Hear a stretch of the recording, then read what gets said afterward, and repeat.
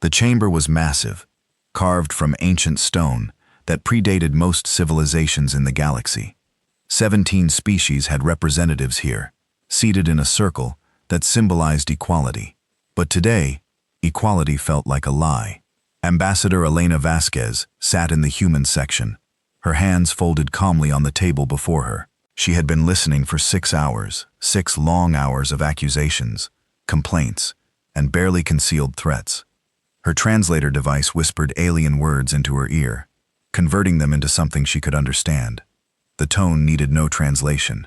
They were angry, they were scared, and they blamed humanity for both. High Arbiter Zathon stood at the center of the chamber.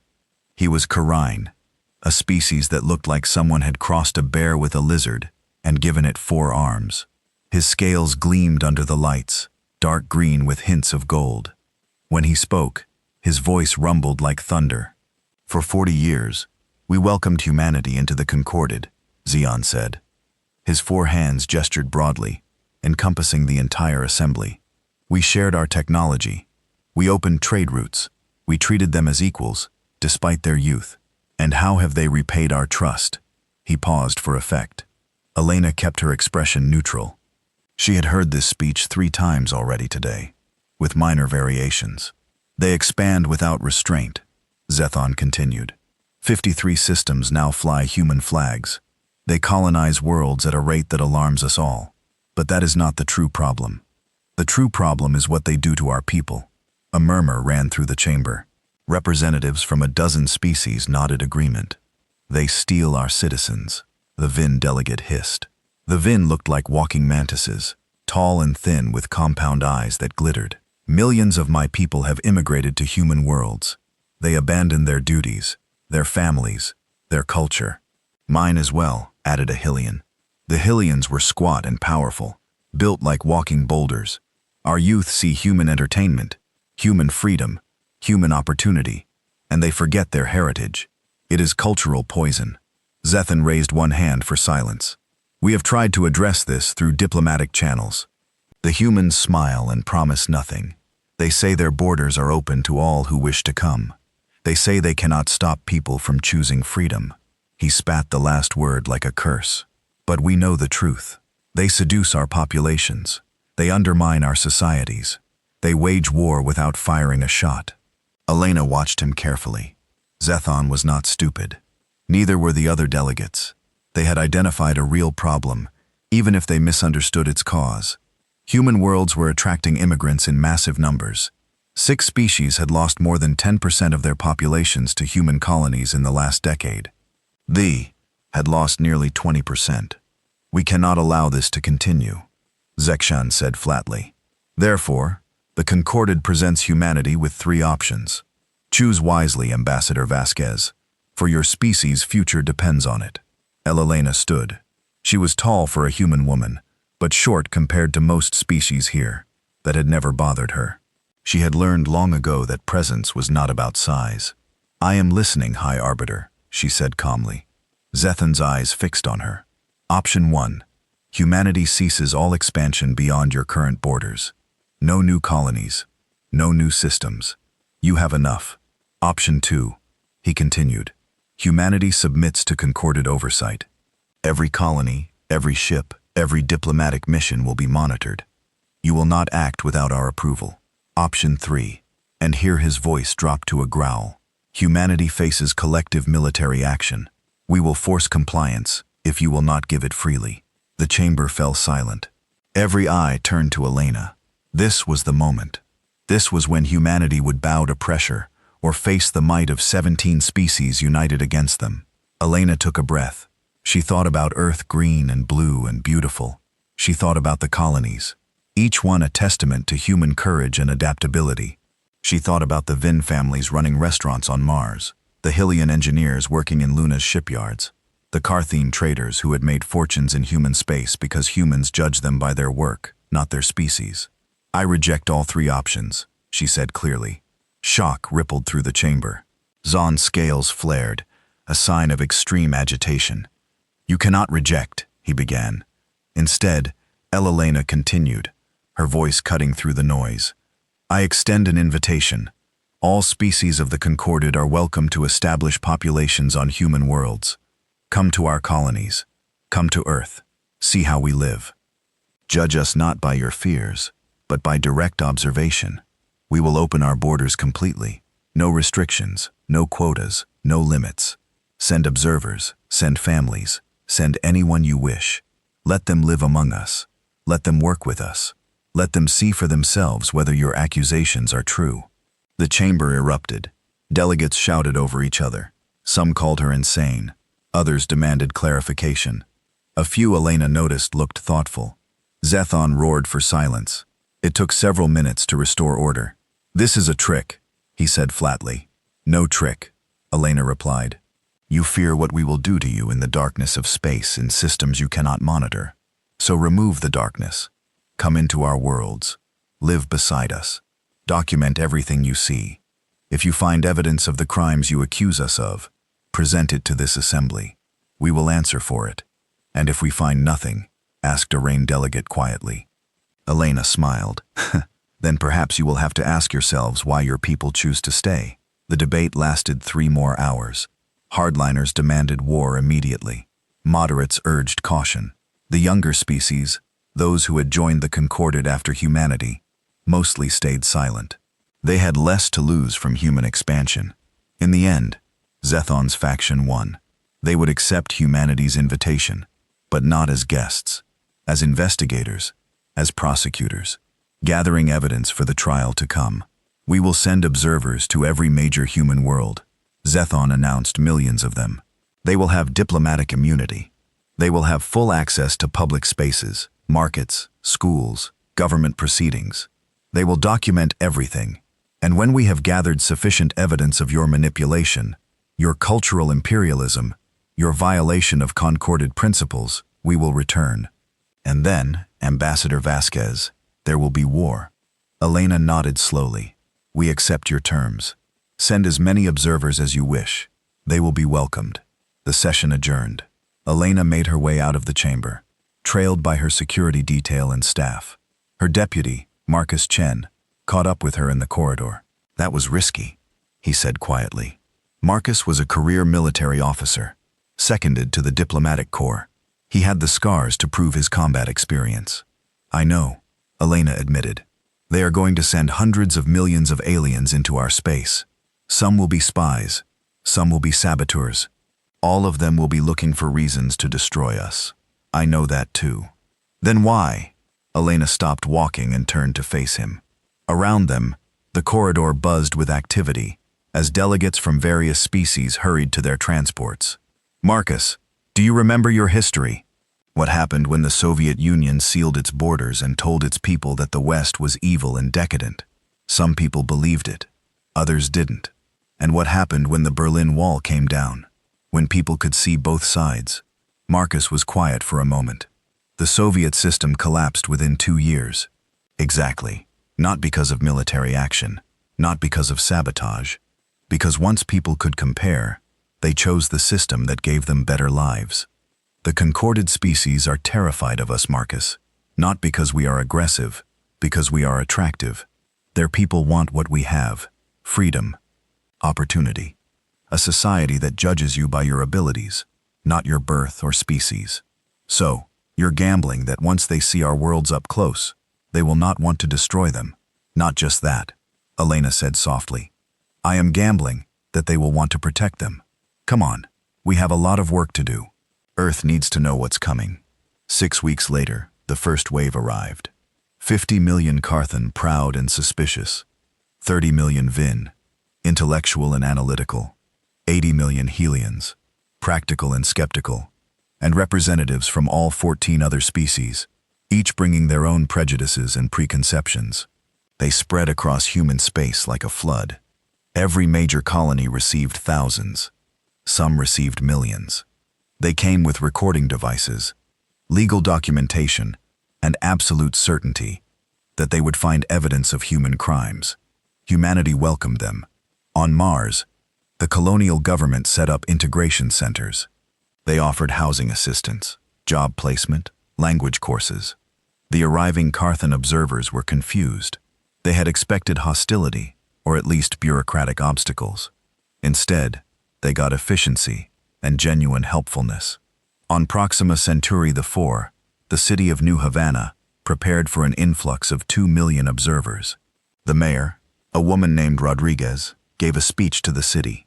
"We are about to receive guests from across the galaxy," she said. "Some of them think we are villains.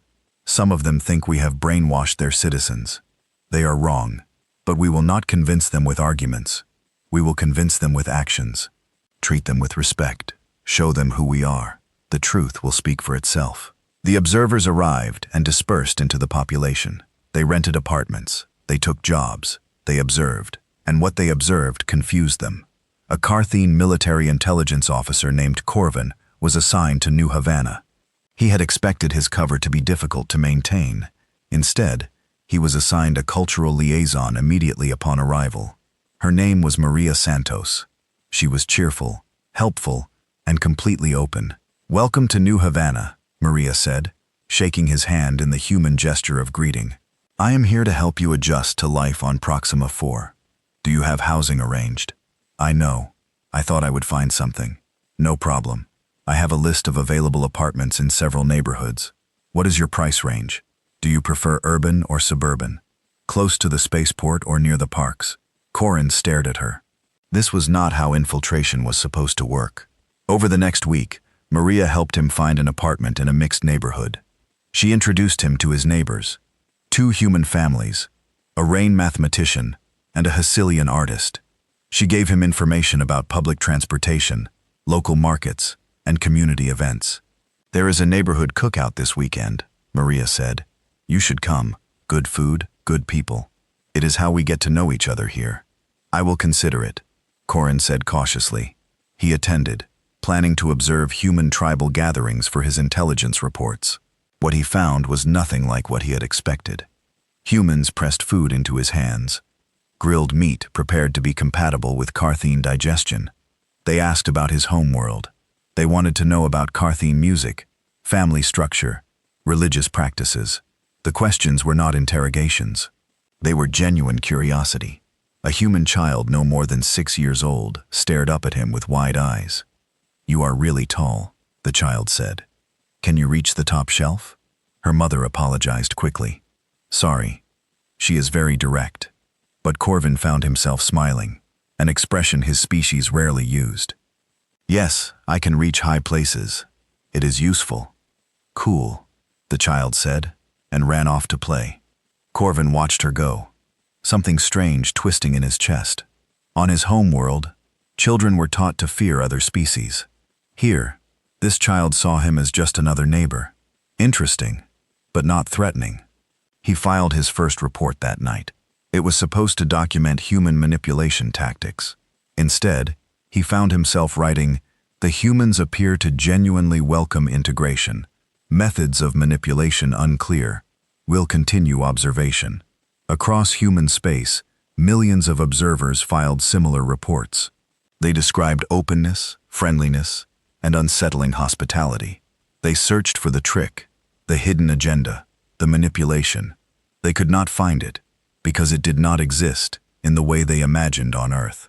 In the rebuilt United Nations building, Elena Vasquez met with the Human Federation Council. They reviewed the reports from colony governors. "The observers are settling in," the governor of Mars reported. "Some are already applying for work permits. A few have started businesses." "Any incidents?" Elena asked. "Minor. Some cultural misunderstandings. Nothing violent. The integration centers are handling it well. Admiral Marcus Chen, now returned to Fleet Command, brought military intelligence. Kareen Command is confused. Their observers are not requesting extraction. In fact, many have stopped filing regular reports." "Are they compromised?" asked a counselor. "No, they are acclimating. They are discovering that life on human worlds is comfortable, prosperous, free. It is exactly what we hoped would happen." Elena looked around the table. "Zethon and his allies believe they have sent prosecutors to gather evidence against us. They do not realize they have sent settlers. The Concordant wanted observers. We are giving them citizens. And when they realize," another counselor asked.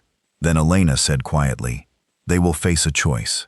accept that their systems are inferior to ours, or go to war against populations that include millions of their own people. Either way, we win, Marcus frowned. That sounds cold, Ambassador. It is strategic, Elena corrected. But it is also idealistic. We believe that free societies are better than authoritarian ones. We believe that diversity makes us stronger. We believe that people given real choice will choose freedom. The observers are not prisoners. They are not being manipulated. They are simply being given the opportunity to compare their old lives to potential new ones. If they choose to stay, it is because we offer something better. And if war comes anyway, Elena's expression hardened, then we fight. But we fight with an army that includes every species in the Concorded, because by the time they realize what has happened, millions of their people will call human worlds home, and they will defend those homes. 6 months after the observers arrived, Corin stood on his apartment balcony, looking out over New Havana. The city glowed in the evening light. Below in the streets, humans and aliens moved together, without fear or suspicion. A Carthine restaurant had opened down the block, run by a former observer who had decided to stay. Human children were learning Carthine throat singing at the community center. Maria had become a friend. He struggled to explain that in his reports. Friendship was not supposed to happen between intelligence officers and targets, but he could not deny the reality. She cared about his well-being. She asked about his day. She invited him to gatherings not to gather intelligence on him, but because she enjoyed his company. It made no sense by Carthan standards. It made perfect sense by human ones. Corvin's communicator buzzed. A message from Carthan Command. Report status. High Command notes decreased communication frequency. Confirm mission parameters. He stared at the message for a long time. Then he looked back at the city, at the life he was building here. A life where he was not defined by his military rank or his family lineage. A life where he was simply Corin, neighbor and friend. For the first time since he had arrived, Corin wondered if he would ever go home. And more disturbingly, he wondered if he wanted to. The trap was set. The Concorded had sent observers. Humanity had turned them into guests. And guests given time and welcome became residents. The universe was about to learn what happens when you send millions of your people to see if your enemy is truly evil, only to have them discover that your enemy offers a better life than you do. The war had not started yet, but in a way, humanity had already won. 3 months had passed since the observers arrived. The reports flooding back to the Concorded homeworlds painted a picture that confused military analysts and terrified politicians. The observers were not uncovering evidence of human crimes. They were uncovering something far more disturbing. They were enjoying themselves. Corin had stopped counting how many neighborhood cookouts he had attended. It had become routine. Every weekend, someone on his street hosted a gathering. Humans, Vin, Kareen, Helians, all mingling in backyards, sharing food and stories. The humans had a saying, breaking bread together. It meant that eating with someone created bonds. They were right. Maria had invited him to her family dinner the previous week. He met her parents, her brother, her niece. They treated him not as an alien intelligence officer, but as Maria's friend. Her mother had even prepared a dish specifically modified for Karn digestion. The effort touched him more than he wanted to admit in his reports. Those reports were becoming harder to write. What could he say? The humans are kind. They make us feel welcome. They adapt their entire society to accommodate newcomers. These were supposed to be accusations, but they sounded like praise. He was not alone in his struggle. Across New Havana, thousands of Carthan observers were having similar experiences. In the commercial district, a Carthan merchant named Thelva had opened a traditional Carthan spice shop. Human customers flooded her store, eager to try new flavors. Within a month, she had expanded to 3 locations. Her profits exceeded anything she had made on the homeworld. At the university, Korean scholars were astounded by human academic culture. They shared data freely. They collaborated across species lines. They gave credit generously. A Carthine physicist named Raldok published a paper on quantum mechanics with 3 human co-authors.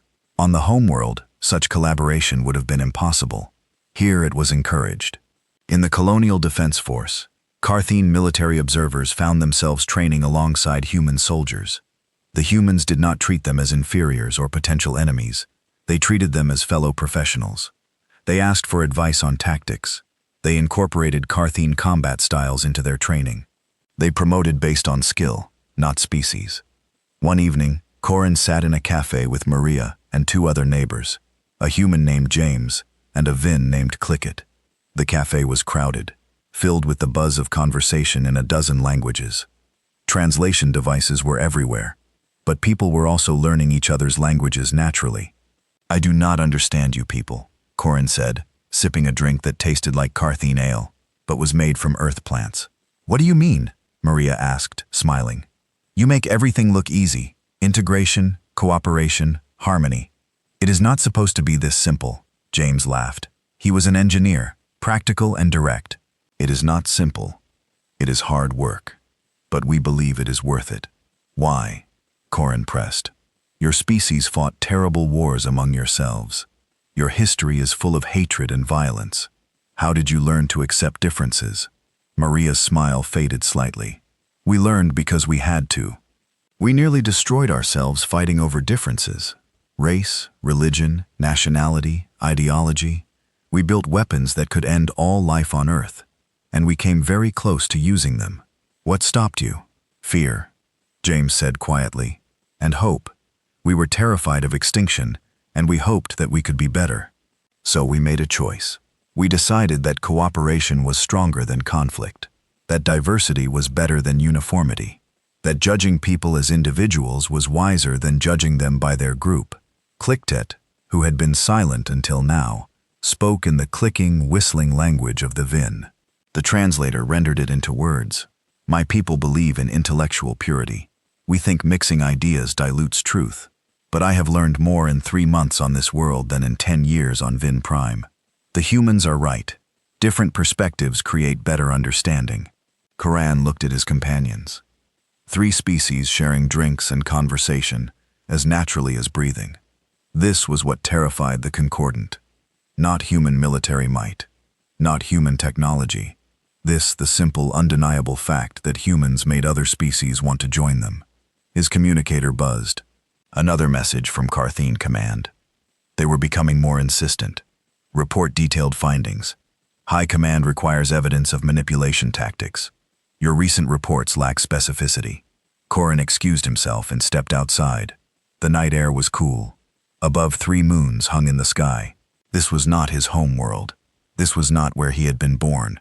But increasingly it felt like home. He composed a response carefully. Subject detailed observation report. Human manipulation tactics are subtle and pervasive. They employ hospitality as a weapon, creating false sense of security. They use food-sharing rituals to establish artificial bonds. They pretend to value individual merit over species identity, but this may be a method of breaking down proper social structures. Recommend continued observation. Cannot yet determine full extent of their strategy. It was all technically true. It was also deeply misleading. The humans were not pretending to value individuals. They genuinely did. The bonds were not artificial. They were real. But Corin could not write that. Command would recall him immediately for being compromised. Was he compromised? By intelligence standards, yes. He had formed emotional attachments to targets. He had begun to adopt local customs. He had started thinking of this colony as home rather than assignment. But he did not feel compromised. He felt liberated. Corvin was not unique. Across human space, observers were having similar crises. They had been sent to find evidence of crimes, but they were finding communities that worked better than anything they had known. On Mars, a Hellion military analyst named Grudnak had been assigned to examine human defensive structures. He expected to find aggressive military expansion. Instead, he found a defense force focused entirely on protection, not conquest. They trained for defensive operations. They built shields, not swords. When he asked why, a human officer said simply, "We fight to protect what we love, not to take what others have." The concept was alien to Grudnak. Hessilian military doctrine was built on the idea that the best defense was overwhelming offense. But watching human forces train, he saw the truth in their philosophy. They were formidable because they had something worth defending. He began training with them. It started as observation, but evolved into participation. The humans welcomed his input. They adapted their tactics based on his suggestions. Within 2 months, Grudnak was leading a mixed species unit. Humans, Hellions, Vin, Kareen, all working together seamlessly. When Hylian Command ordered him to return and report, Grudnak requested an extension. Then another, then another. He could not bring himself to leave. His unit needed him. His friends needed him. The word felt strange in his mind. Friends culture did not emphasize friendship, but here, it was everywhere. On Europa, a Vin scientist named Chalice was analyzing human research methods. She expected to find theft of concorded intellectual property. Instead, she found open collaboration that accelerated discovery at an unprecedented rate. Humans shared data freely. They published findings without demanding sole credit. They welcomed input from any source, regardless of species. Chalice contributed to a project studying bacterial life in Europa's oceans. Her insights were immediately incorporated. She was added as a co-author on 3 papers within a month. On Vin Prime, she had spent 20 years fighting for recognition in a hierarchical academic system. Here she had recognition within weeks, simply by doing good work. When she applied for permanent residency, her family back home cut off contact. They said she had betrayed Vin intellectual traditions. Chalice grieved the loss, but she did not regret her choice. She had found something on Europa that she had never had on Vin Prime. Respect. The pattern repeated across 100 worlds. Observers sent to document human crimes instead documented human virtues. They were supposed to find manipulation, but found genuine welcome. They were supposed to find cultural imperialism, but found cultural exchange. And they were supposed to remain objective, but they were becoming invested. Back on the concorded homeworlds, politicians and military leaders reviewed the reports with growing alarm. The observers were not providing the evidence they needed. Worse, the observers were going silent. Of the 200 million observers sent into human space, fewer than 15% were filing regular reports. The rest had either stopped communicating or had filed applications for permanent residency. This was supposed to be an intelligence operation. It was turning into the largest immigration event in galactic history. High Arbiter Zethon called an emergency session of the Concorded Council. The chamber was tense. Every species faced the same problem. Their observers were defecting in massive numbers. This proves the humans are using some form of mind control, insisted of Ren Delegate. No other explanation is possible. We have found no evidence of mind control, countered Ahilian. Our scientists have examined returned observers thoroughly. They show no signs of manipulation. Then what? They simply decided to abandon their homeworlds, their families, their duties. Yes, said a quiet voice. It was a representative from the Talsei, a younger species that had joined the Concorded only recently. They chose to stay because life on human worlds is better than life on our worlds. That is the truth none of you want to acknowledge. The chamber erupted in angry denials, but the Talcaic representative continued speaking over the noise. I have read the reports, all of them. The observers describe societies with greater personal freedom, greater economic opportunity, greater social mobility. They describe being judged by their abilities, not their birth status. They describe communities that welcome newcomers rather than isolating them. Why would they want to return to systems that offer less? Z slammed one massive fist on the podium. Because loyalty matters. Because tradition matters.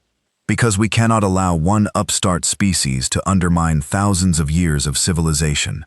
Perhaps, the Talc said softly, our civilizations needed undermining. The session dissolved into chaos. Delegates screamed at each other. Ancient alliances fractured. Some species called for immediate military action. Others urged patience. A few very quietly began discussing reform. Zethon left the chamber in a rage. He returned to his private office and accessed the communication network. He opened a secure channel to Corvin, one of his most trusted intelligence officers. Corvin, respond immediately. This is High Arbiter Zethan. I am issuing a direct order. You will cease your current assignment and return to the home world. You will provide testimony before the High Council regarding human manipulation tactics. Failure to comply will be considered treason.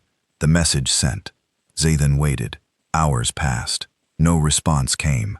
Finally, a reply arrived. Zathan opened it with shaking hands. High Arbiter Zeon, I have received your order. After careful consideration, I must respectfully decline. I am resigning my commission in Carthene Military Intelligence effective immediately. I am applying for citizenship in the Human Federation. I will not provide testimony that misrepresents what I have observed. The humans are not manipulating us. They are simply offering us a better way to live. I am sorry, but I cannot return to a society that offers less freedom, less opportunity, and less respect for individual worth. This was not an easy decision, but it is the right one. I wish you and the Dominion well. Respectfully, former intelligence officer Corin. Zahn stared at the message in disbelief. Corin had been one of his best officers, loyal, capable, dedicated, and now defected. If the humans could turn someone like Corin, they could turn anyone. Zethon made a decision. He would go to human space himself. He would see these worlds with his own eyes. He would find the truth behind their manipulation, and then he would lead the war that would destroy them before they destroyed the Concord. On New Havana, Corin read his own message again after sending it. His hands shook slightly. He had just committed treason against his own species. He had betrayed oaths he had sworn decades ago. He had cut ties with his homeworld, possibly forever. But he felt no regret, only relief. Maria found him on his balcony an hour later. She took one look at his face and knew something significant had happened. "Are you okay?" she asked. "I just resigned my military commission. I am applying for citizenship here." Maria's eyes widened. Then she smiled and hugged him. It was a human gesture of comfort and celebration. Corin had learned to appreciate it. "Welcome home," she said. Those two words meant more than she could possibly know. Home. Not an assignment, not a mission. Home. Below them, the city continued its evening routine. Humans and aliens moved through the streets, living lives that were ordinary in their shared normally. No one stared. No one feared. They simply coexisted, each contributing to a society that valued all of them. This was what the Concordant feared. Not conquest, not war. This the simple, powerful reality, that diversity made communities stronger, that freedom made people happier, that judging individuals by their character, rather than their species, created better societies. Corvin had been sent as a spy. He had become a citizen, and he was not alone. Millions of observers across human space were making the same choice. The Concordat had sent an invasion force. Humanity had turned them into immigrants, and immigrants, given time and welcome, became the strongest defenders of their new homes. The universe was about to learn a lesson.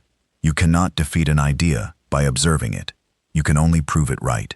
6 months into the observation period, the Concorded faced a crisis unlike any in its history.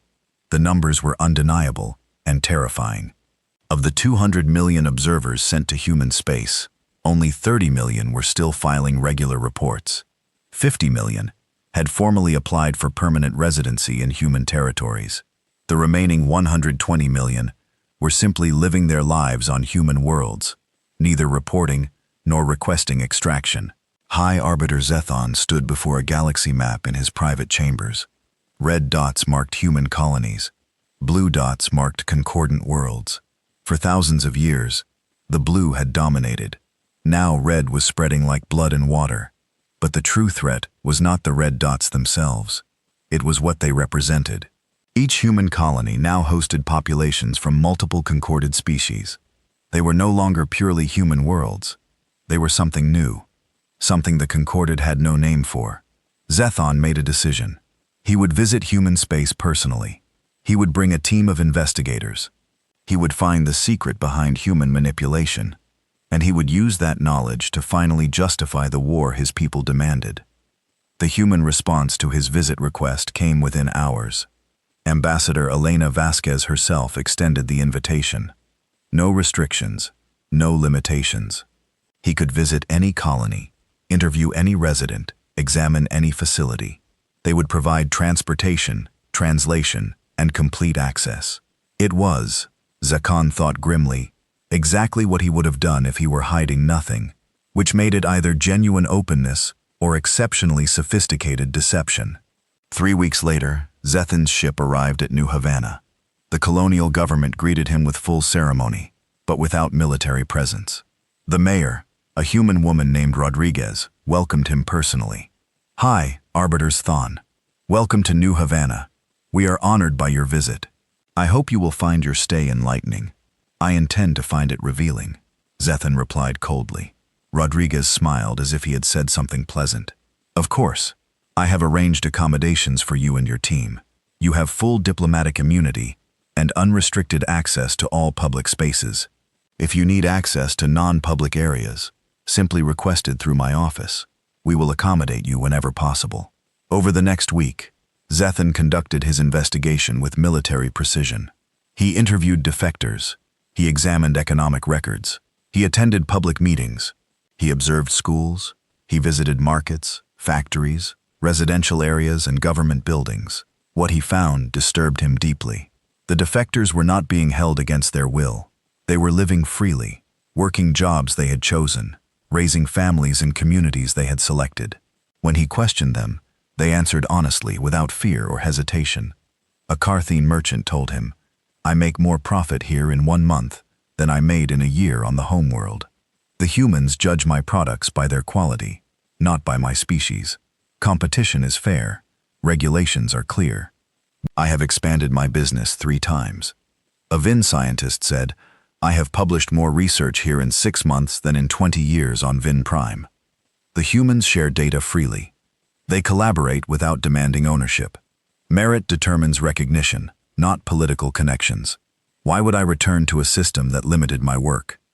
A Hycilian soldier stated, "I lead a unit of mixed species, humans, Carthine, Vin, even 2 other Hylians.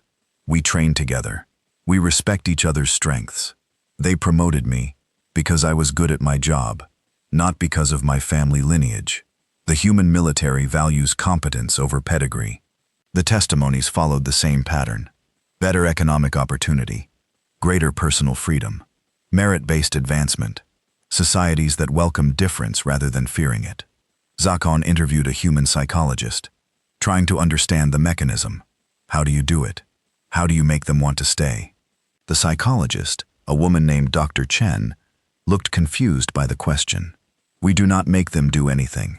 We simply offer them the same opportunities we offer our own citizens. Freedom to choose their occupation, their residence, their beliefs, protection under law regardless of species.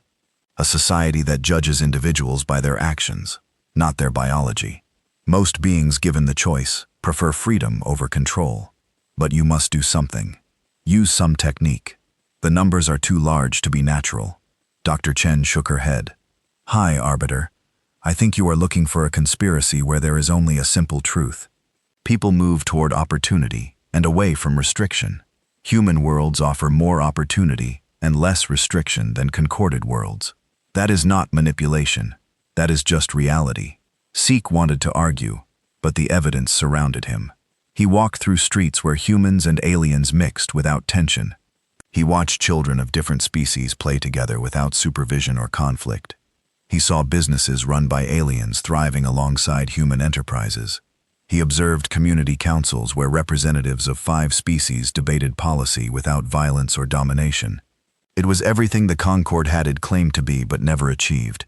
Unity through cooperation rather than through enforced conformity. On his 5th day in New Havana, Zethan encountered someone unexpected. Feren, his former intelligence officer, stood in a marketplace shopping for food. He wore civilian clothing and carried a bag filled with vegetables and carmine spices. Zetchan approached. Corin saw him and tensed but did not flee. "Traitor," Zian said quietly. Former officer following his conscience. Corin replied calmly. "Hi, Arbiter. What are you doing here?" "Investigating, seeking proof of human crimes. Have you found any?"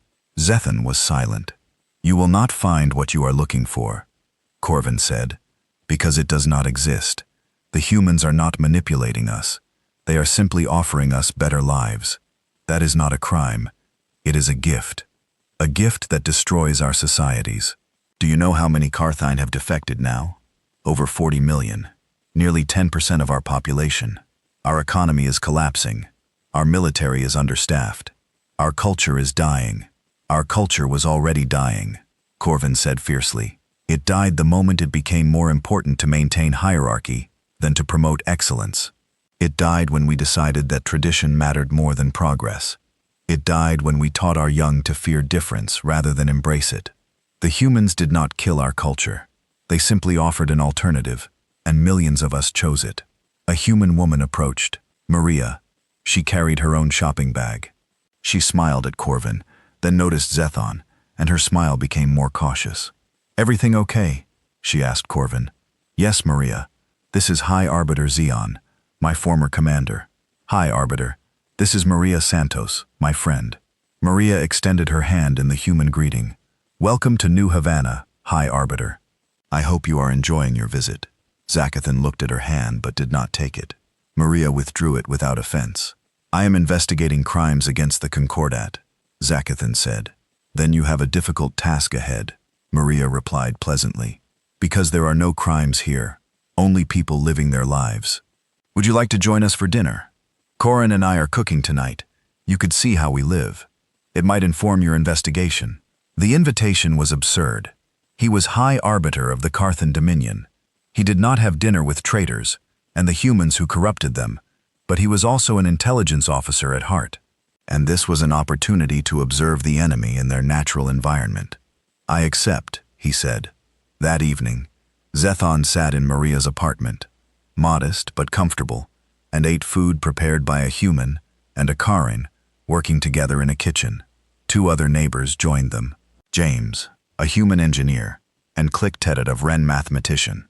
The conversation ranged across topics: work, local politics, a new restaurant opening downtown, a school play featuring children from 6 species. It was mundane, ordinary, and that was what made it extraordinary. These were not conspirators. They were not manipulators or victims. They were simply neighbors, sharing a meal. The natural ease of it was undeniable. No one performed for his benefit. They simply lived. "Hi," Arbiter James asked during dessert. "What will you tell your government when you return?" "The truth," Zethon said, "which is that the humans have created something unprecedented, a society that functions across species lines without domination or subjugation, and that this represents an existential threat to every traditional government in the Concordant." The table fell silent. "Is that really how you see it?" Maria asked quietly. "As a threat? How else should I see it? Millions of our citizens have abandoned their homeworlds. Our economies suffer. Our militaries weaken. Your success is built on our decline." "No," Corin said firmly. "Your decline is built on your own failures. The humans did not force anyone to leave. They simply offered an alternative. If Carthene society valued individual achievement over inherited status, fewer would leave. If Ren Prime encouraged collaboration over competition, their scientists would stay. If Helalayan culture promoted merit over lineage, their soldiers would remain. You blame the humans for offering something better. You should blame yourselves for offering something worse." Zethon felt anger rise in his chest. "You dare?" "Yes, I dare. Because I have lived in both systems. And I choose this one. Not because I was manipulated. Not because I was brainwashed. Because it is objectively better for people like me who want to be judged by what they do, not by who they were born as." Click spoke, their translation device rendering the clicking speech into words. "High Arbiter, I came to human space as an observer. I was supposed to find evidence of wrongdoing. Instead, I found a society where my ideas matter more than my family connections, where my research is judged by its quality, not by the prestige of my institution. I have accomplished more here in 8 months than in my entire previous career. This is not manipulation. This is meritocracy. And it works." Zakan looked around the table, 4 species sharing food and conversation as equals. No hierarchy, no dominance, just individuals relating to each other as people, rather than as representatives of their species. It was everything he had been taught to fear. And it worked beautifully. He left the dinner without saying goodbye. He returned to his ship and spent the night reviewing his findings. The evidence was overwhelming and undeniable. The humans were not using mind control or manipulation. They were simply living according to principles that produced better outcomes than concordant principles. The question was what to do with that information. He could report honestly and admit that human society was superior to Carthan society. That would mean accepting the need for massive reforms. It would mean admitting that thousands of years of Carthan culture were flawed at a fundamental level. It would mean revolution, or he could lie. He could claim evidence of manipulation, even if none existed. He could justify war. He could attempt to destroy the alternative before it destroyed the traditional order. Both options were terrible. Both would lead to suffering. Zack then stared at star charts until dawn. On his final day in New Havana, he requested a private meeting with Corvin. They met in a park, walking among gardens tended by volunteers from a dozen species. If I returned to the homeworld and told the truth, Zethan asked, what would happen? Some would believe you, most would not. They do not want to believe their system is inferior. Admitting that requires admitting they have wasted their lives maintaining something broken. And if I lie, if I claim the humans are manipulating us, then you get your war. And you will lose. Because millions of concorded citizens now live on human worlds. They will fight to defend their homes. You will be asking Carthene soldiers to kill Carthene civilians, Vin to kill Vin, Helon to kill Helion. Even if you win militarily, you lose politically. There is no good option. There is one option, Corin said quietly. Tell the truth. Advocate for reform. Give your people the chance to choose a better system voluntarily, rather than having it forced on them by defeat. They will call me a traitor. They may execute me. They might. But you will die having done the right thing. Is that not what honor demands? Zakthan laughed bitterly. You lecture me on honor. You who betrayed your oaths. I kept my oaths. I swore to serve my people. I am serving them by trying to prevent a war that will destroy them. My methods changed. My loyalty did not. Zethon had no answer to that. He returned to the Concord 3 days later. An emergency session was called. The chamber was packed. Every delegate wanted to hear his findings. High Arbiter Zethon stood at the center of the chamber and faced his people.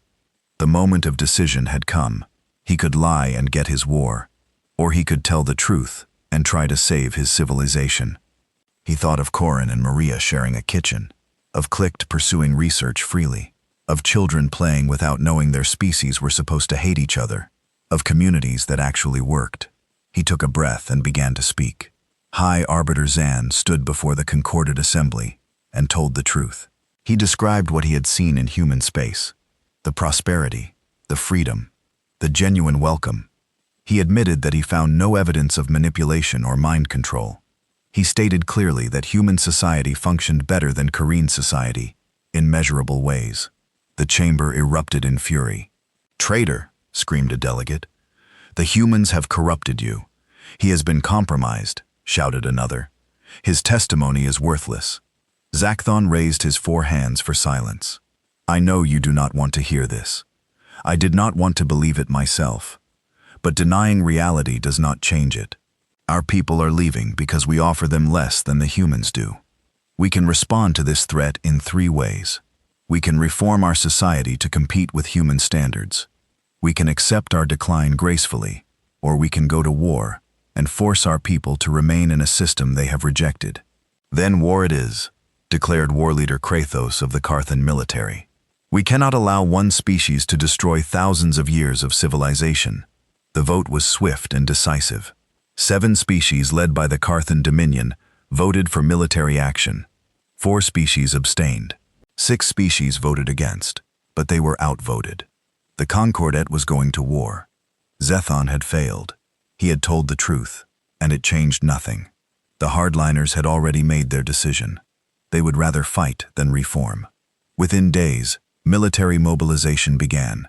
Fleets assembled, armies prepared.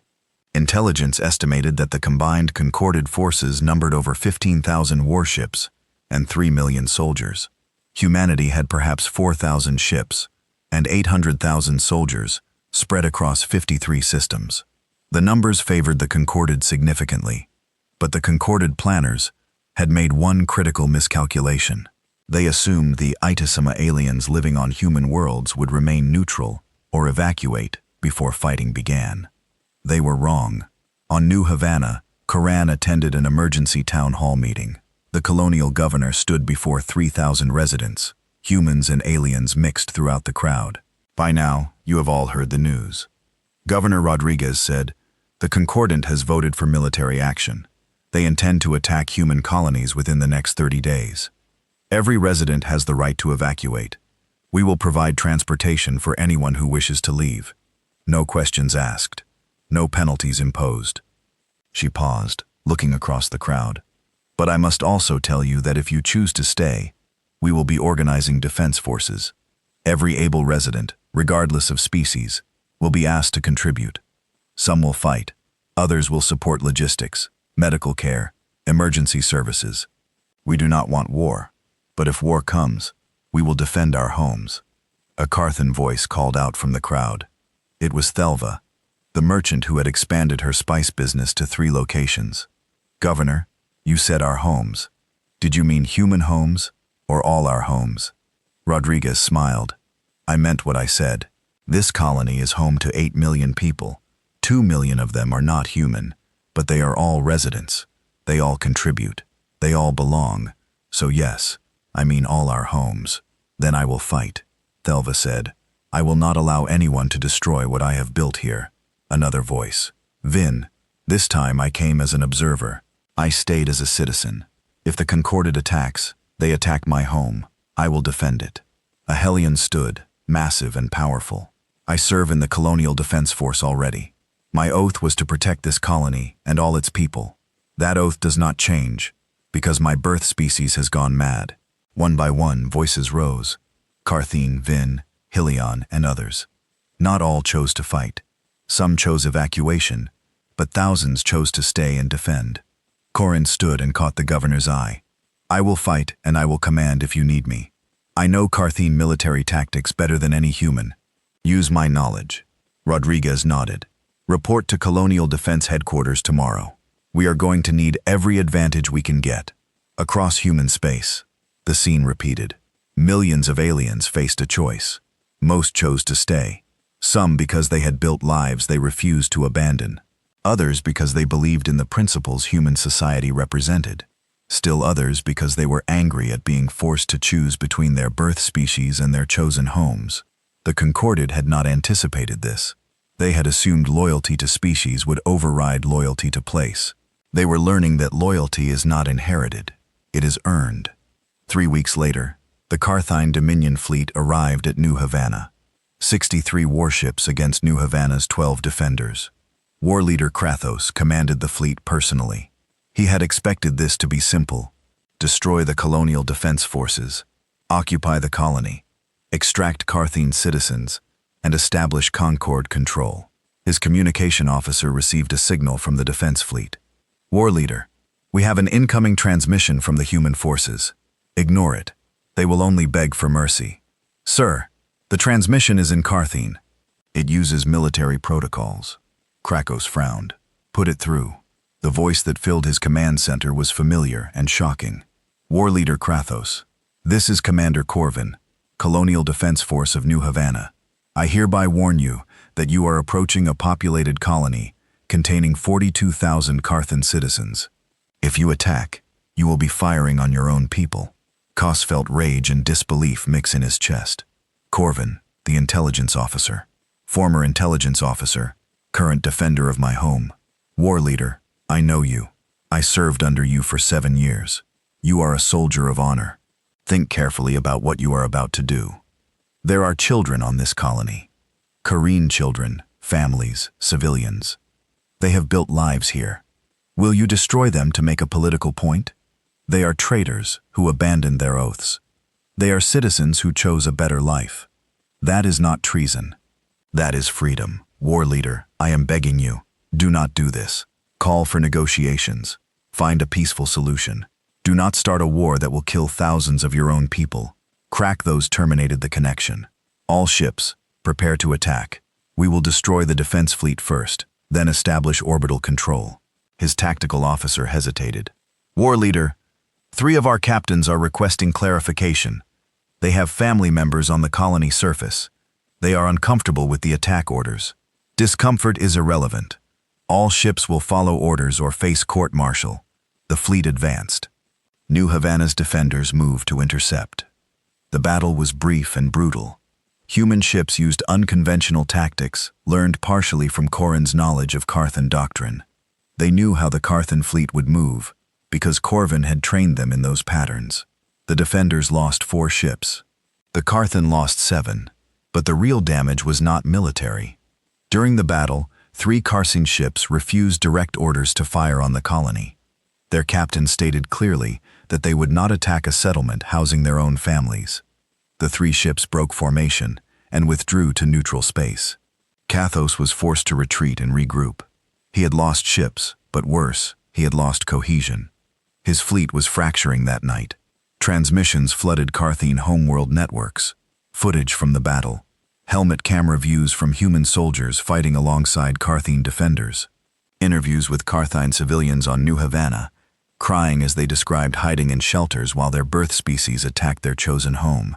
The Carthan public was shocked. Many had supported the war effort abstractly. Seeing Carthine fighting against Carthine made it real and terrible. Protests erupted in major Carthine cities. Families of the 42,000 Carthine on New Havana demanded ceasefire. Military families whose relatives served on the 3 ships that refused orders spoke out in support of their loved ones' decisions. The Dominion government tried to suppress the information. They failed. Human communication networks were too distributed, too resilient. The truth spread faster than censorship could contain it. Meanwhile, the pattern repeated at other human colonies. Vin fleets attacked colonies housing Vin civilians. Helelian forces faced Hycelian defenders. Species after species confronted the reality that they were being asked to wage war on their own people. Some followed orders, others refused. Military cohesion crumbled across concorded forces. 4 days after the Battle of New Havana, the Vin Collective announced it was withdrawing from the war effort. Their leadership stated clearly, "We cannot ask our soldiers to kill Vin civilians. This conflict has no military solution." The Hylian clans followed 2 days later with a similar announcement. Within a week, the Grand Alliance against humanity had collapsed to just 3 species still committed to military action. And even among those 3, dissent was spreading. High Arbiter Zethon watched the disintegration from his chambers. He had been stripped of most of his authority for his compromised testimony, but he still had access to intelligence networks. He knew what was happening. The war was failing not because humanity was militarily superior. It was failing because you cannot conquer someone who has already won the hearts of your own people. He composed a message to Ambassador Elena Vasquez. "I request permission to travel to Earth for direct negotiations. The war cannot continue, but my government will not admit defeat unless given a path forward that preserves some dignity. Will you negotiate?" The reply came within hours. "Yes, come immediately. We do not want this war any more than you do. Let us find peace together." Zach then traveled to Earth in a small diplomatic shuttle, not a warship. He was met not by armed guards, but by diplomatic staff. Ambassador Vasquez greeted him personally. "Hi, Arbiter. Welcome to Earth. I'm sorry it took war to bring you here. As am I," Zethon replied wearily. They met in a conference room overlooking Lake Geneva. Coffee was served, adapted for Carine biochemistry as always. The small courtesy reminded Zethon of why humanity kept winning. They thought of details that made others comfortable. "You have won," Zethon said without preamble. "You have defeated us without needing to destroy us. Half our population now lives in your space, or wants to. Our military forces refuse to fight because you have made homes for their families.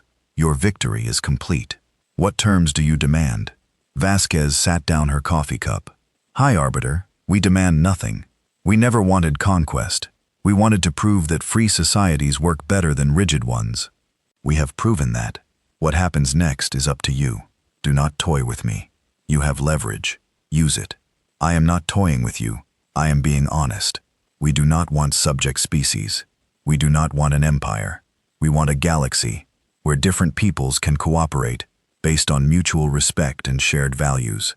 If the Carthan Dominion wants to reform and join that project, we welcome you. If you want to remain isolated and traditional, we will not force you to change, but we will not pretend that your system is equal to ours when it clearly is not. Zakthon studied her face for deception. He found only sincerity. If I returned home and proposed the reforms necessary to compete with your society, I would likely be executed for treason. Probably, Vasquez agreed. But you would die having tried to save your civilization. Isn't that better than dying in a war you know is wrong?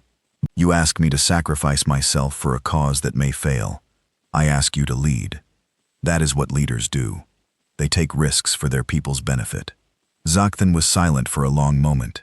If I do this, if I return and advocate for reform, will you help? Will you provide advisors, resources, support? Yes, anything you need. But the reforms must be genuinely chosen by your people. We will not impose change. It must come from within. And if my people execute me and choose war instead, Vasquez's expression hardened. Then we will defeat you decisively. But we will do so with sorrow, not satisfaction. We would rather have you as partners than as defeated enemies. Zethon stood and walked to the window. Earth spread below, blue and green and beautiful. Billions of humans lived down there, along with millions of aliens who had chosen to make Earth their home. It worked. He had seen it work on New Havana. He had seen it work here. He could no longer deny it. I will try, he said quietly. I will return and tell my people the truth, that we can either reform and thrive or remain unchanged and decline. They may kill me for saying it, but you are right. That is what leadership demands. He turned back to Vasquez. I have one request, name it. Corvin, the officer who defected. I want to speak with him before I leave. Not as his commander, as someone seeking wisdom. Vasquez smiled. I will arrange it. 2 days later, Zethan and Corin met in a garden on Earth. It was neutral ground, peaceful and green. They walked among flowering plants, tended by volunteers from 8 species. You were right, Zan said, about everything. The humans are not our enemies. We are our own enemies. We built systems that prioritize order over excellence, tradition over progress, conformity over freedom, and those systems were killing us slowly. The humans simply offered an alternative. I was a fool to call that manipulation. You were not a fool, Corin said. You were loyal to what you had been taught, but loyalty to wrong ideas is not virtue. It is just stubbornness. I am going to try to reform the Dominion. I will probably fail and die. Do you have any advice for a doomed mission? Corin smiled. Tell them what you saw. Not theories or abstractions. Stories.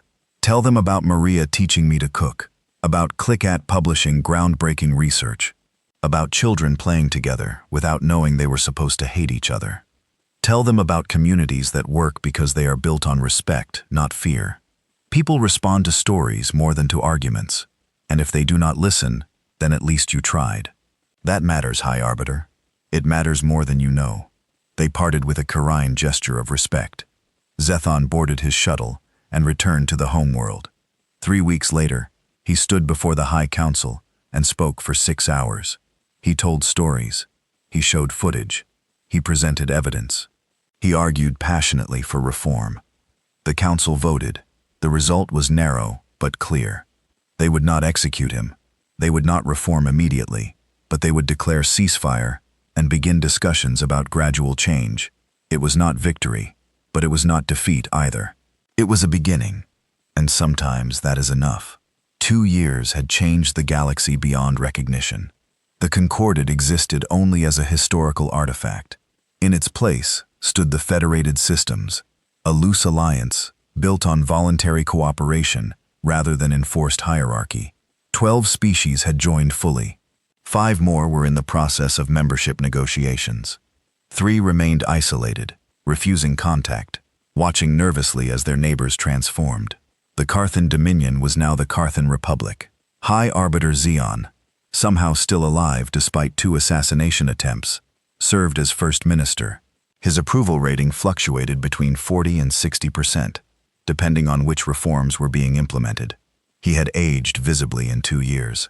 Leading a civilization through transformation was harder than leading it through war. Elena Vasquez had become Secretary General of the Federated Systems. She worked from a new headquarters on Threshold Station, the same place where humanity had once been threatened with war. The symbolism was deliberate. Where once threats were issued, now cooperation was planned. On New Havana, life had returned to comfortable normalcy. The colony had expanded to 10 million residents. 3 million of them were non-human. Carthene, Vin, Hycilian, and 8 other species lived side by side, building lives that crossed every artificial boundary their ancestors had created. Corin stood on his balcony, now shared with Maria. They had formalized their partnership 6 months ago in a ceremony that incorporated both human and Carine traditions. Half their neighbors attended. The other half brought gifts later, apologizing for scheduling conflicts. It was ordinary life, the kind that would have been impossible 3 years ago. He was Deputy Director of Colonial Defense. Now, his office employed 47 people from 6 species. They worked together so naturally that species rarely entered his mind anymore. He judged his staff by competence, creativity, and dedication. Their biology was irrelevant. Maria had been promoted to Director of Cultural Integration for the entire Proxima system. 4 colonies now fell under her responsibility. She spent half her time traveling, helping newly arrived immigrants adjust to life in a pluralistic society. She loved the work, though it exhausted her. "Are you coming to the dinner party tonight?" Maria asked, stepping onto the balcony beside him. "Do I have a choice?" Corin replied, smiling. "Not really. James is cooking, and you know how he gets if people cancel." The dinner party was an old tradition now. Every month their neighborhood group gathered at someone's home. 12 regulars attended. 4 humans, 3 Carine, 2 Vin, 2 Helians, and 1 Talc. They ate, talked, played games, and complained about local politics. It was mundane in the best possible way. That evening, gathered around James's dining table, the conversation turned to galactic news. The Sovereignty, a xenophobic empire from beyond explored space, had sent their first diplomatic mission to the Federated Systems. The mission had been tense. "They think we are insane," Click Ted said, clicking with what sounded like amusement. "They cannot comprehend a society where multiple species cooperate as equals." Their translator kept asking if we were a client species or a slave class. "What did you tell them?" asked Delva, the Carthan merchant. "That I was a citizen with full rights and responsibilities." They did not believe me. They kept asking to speak to my human masters. Everyone at the table laughed, though the laughter had an edge.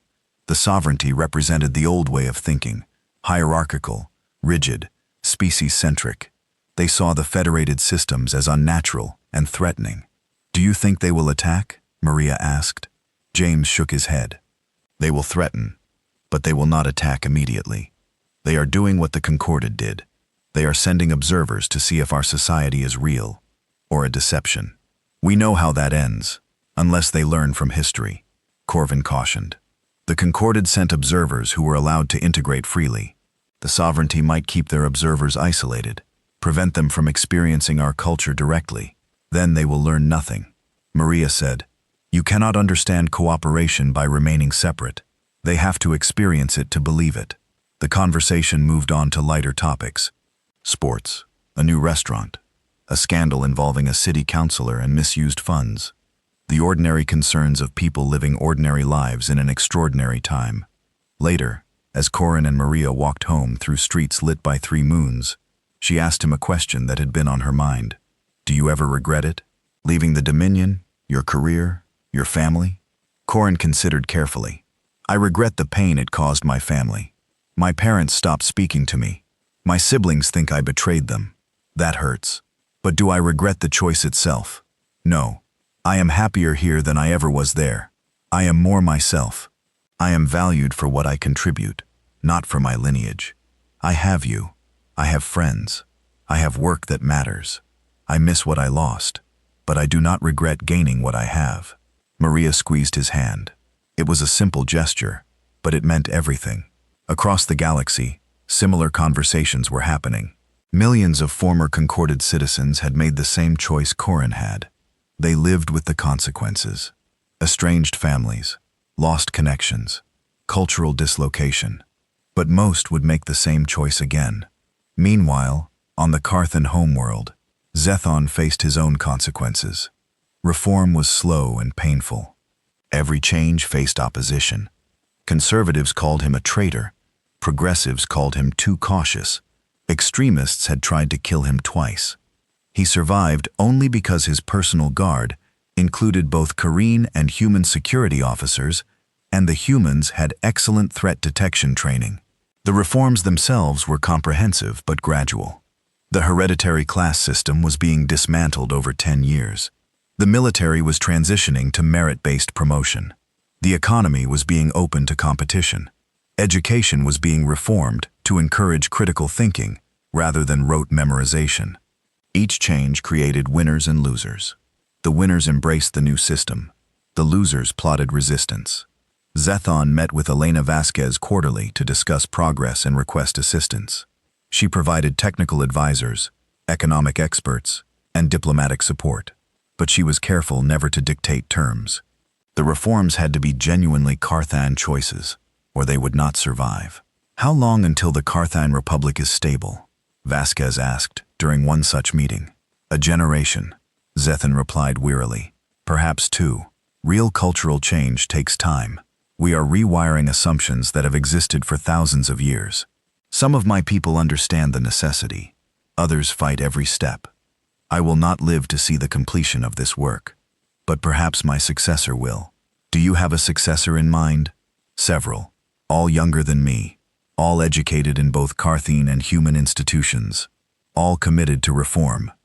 Whether they survive the political combat necessary to take power is another question."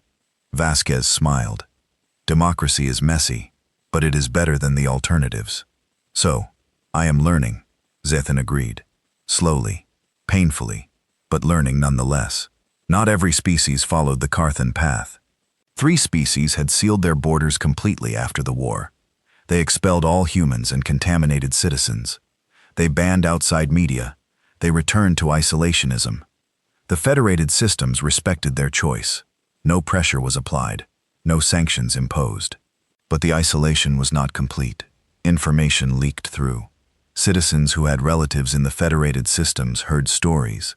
Traders brought goods and tales. The isolated species were building walls, but walls are permeable. Within those 3 species, underground movements had begun. Small groups advocating for reform. Secret networks sharing forbidden information about life in the federated systems. They were growing slowly, but they were growing. History suggested that isolation could not last. Eventually, people would demand the freedoms their neighbors enjoyed. The question was whether change would come through peaceful reform or violent revolution. Humanity hoped for the former, but prepared for the latter.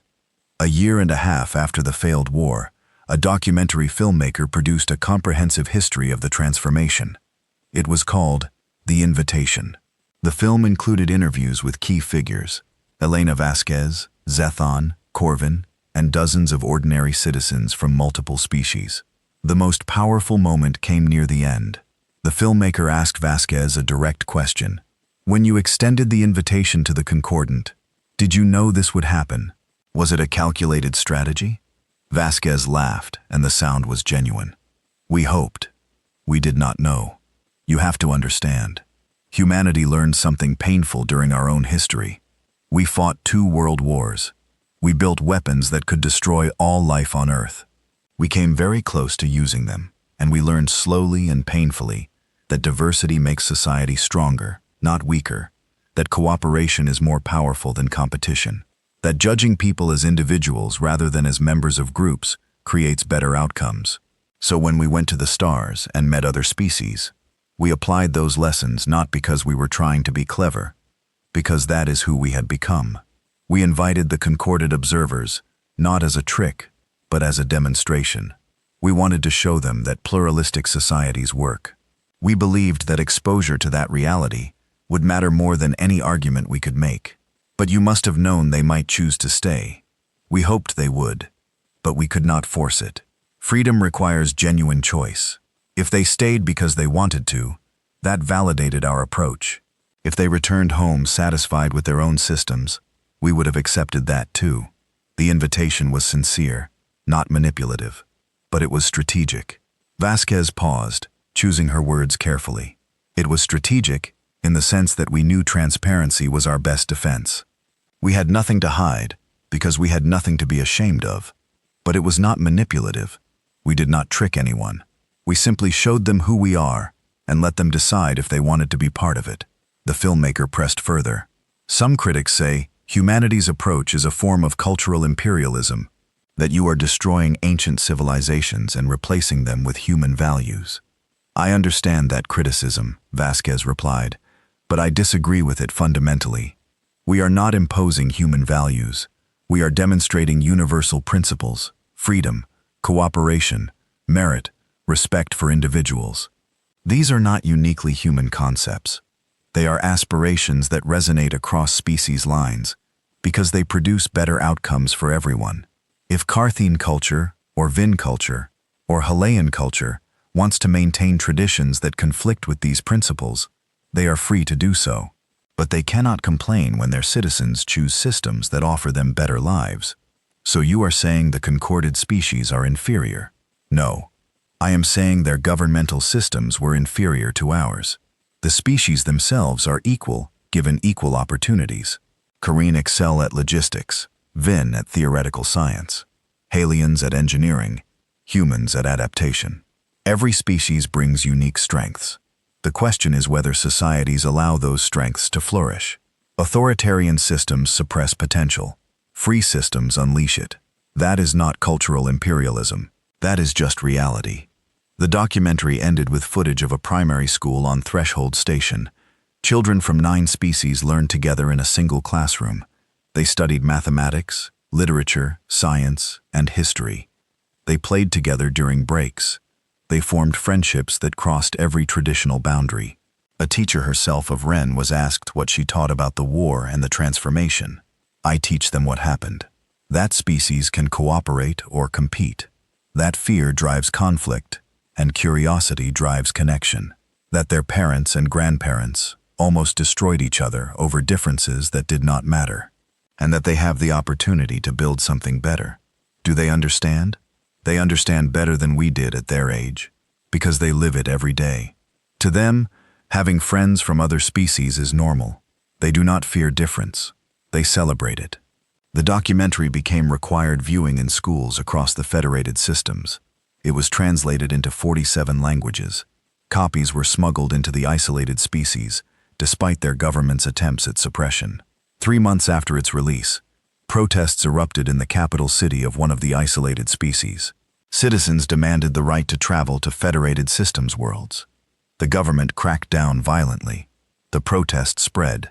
Within 6 months, that species' government fell. A new government, led by reformers, immediately opened negotiations to join the federated systems. The transformation was not complete, but it had begun. On Earth, Elena Vasquez watched the news with mixed emotions. She was glad the species was reforming, but she mourned the violence that had been necessary. Reform was always better than revolution, but sometimes revolution was the only path available. Her assistant brought her a new intelligence report. The sovereignty had sent another diplomatic mission. This one included a request. They wanted to send observers to human worlds. They wanted to see if the federated systems was real or propaganda. Vasquez smiled. She had read this script before. She drafted a response personally. It was short, simple, and very human. You are welcome to visit our worlds. We would love to show you what is possible when different peoples work together. Send as many observers as you wish. They will be welcomed as guests and given full access to see how we live. We have nothing to hide and everything to share. She sent the message and leaned back in her chair. The sovereignty probably expected this to be an intelligence operation. They would send thousands of observers to document human weaknesses and prepare for eventual war. What they would find instead was communities that worked, societies that valued individuals over hierarchies, economies that rewarded merit over birth, cultures that celebrated diversity rather than fearing it, and their observers, like the concorded observers before them, would face a choice. Return to rigid hierarchical societies that offered less opportunity and less freedom, or stay in places that judged them by their abilities and gave them room to thrive. History suggested how most would choose. The sovereignty thought they were sending spies. Humanity would turn them into immigrants, and immigrants given time and welcome would become citizens, and citizens would defend their new homes. The cycle would repeat. The invitation would work again, not because humanity was manipulating anyone, because humanity was offering something genuine. A society where difference was strength, where freedom was protected, where individuals mattered more than categories. The universe had learned slowly and painfully why the galaxy had threatened humanity. They had threatened because they feared change, because they protected old systems that benefited the powerful at the expense of the many, because they confused tradition with truth. And humanity had invited them in, not to conquer them, not to dominate them, but to show them that another way was possible. Some accepted the invitation and transformed. Others rejected it and isolated themselves. A few fought and lost, but all eventually learned the same lesson. You cannot defeat an idea whose time has come. You can only join it or be left behind. Corvin stood on his balcony on New Havana, Maria beside him, watching the city lights glow in the evening. Somewhere out there, the sovereignty was preparing to send observers. Somewhere else, isolated species were debating whether to maintain their walls or tear them down. Across a dozen worlds, children played together without knowing their species had once been enemies. The transformation was not complete. It might never be complete. There would always be resistance, always be those who preferred the old ways, but the direction was clear. The galaxy was learning slowly, painfully, but learning. Corin had been sent as a spy and became a citizen. Zan had been an enemy and became an ally. Millions had crossed boundaries that their ancestors thought were absolute, and humanity kept issuing invitations. Come see how we live. Judge for yourselves. Choose freely. We believe in you. It was the most powerful weapon any species had ever wielded. Hope. And hope, as the universe was learning, was contagious. The lights of New Havana glowed brighter as night fell, and somewhere in the darkness beyond, another species was preparing to accept humanity's invitation. The cycle would continue. The transformation would spread, one invitation at a time,